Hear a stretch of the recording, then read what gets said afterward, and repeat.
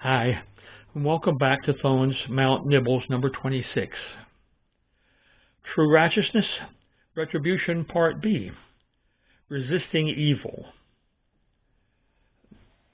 Same basic reading, Matthew 5:38 to 42, and I'll try to read it in proper order this time. Ye have heard that it has been said, an eye for an eye, and a tooth for a tooth. But I say unto you, that ye resist not evil, but whosoever shall smite thee on thy right cheek, turn to him the other cheek also.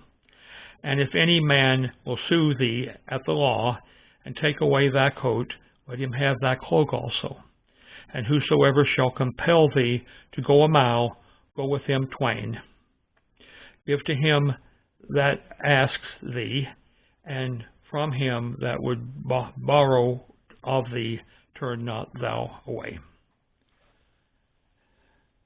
So we're going to be talking about legal retribution or resolution today.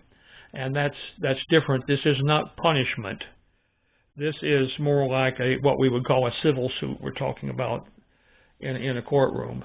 You know, you borrowed $50 and didn't give me my $50 back. That's the kind of retribution and resolution. You know, the retribution that is given allows for the resolution of the situation.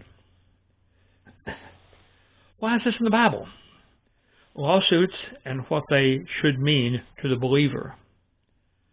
Communications, dealing with the needs of others.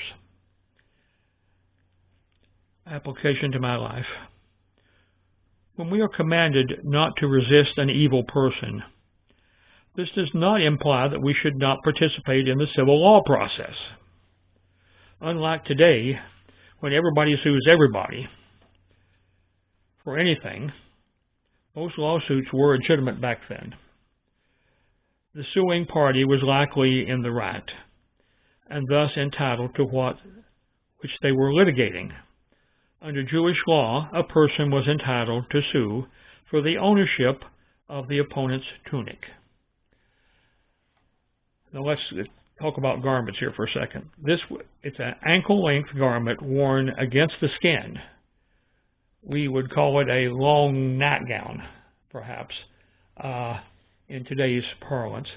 And that was one of the layers of clothing that you had. However, he was not allowed in Jewish law to sue for the opponent's cloak, which is the outer garment, like a robe or a coat,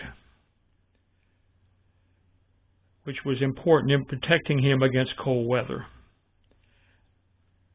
And amongst poor people was often also used as a blanket as well. It was considered that it was too severe a punishment to try to take. It was okay to try to take someone's tunic away from them until they paid what they owe you, or maybe it was a tunic that they owe you, I don't know. But it was not allowed to sue for their robe, their cloak, which was the only thing they had against. You know, we have sweaters, we have jackets, we have coats, we have raincoats, we have snow wear, we have all sorts of clothing. They had one thing to protect them against the weather, and that was their cloak.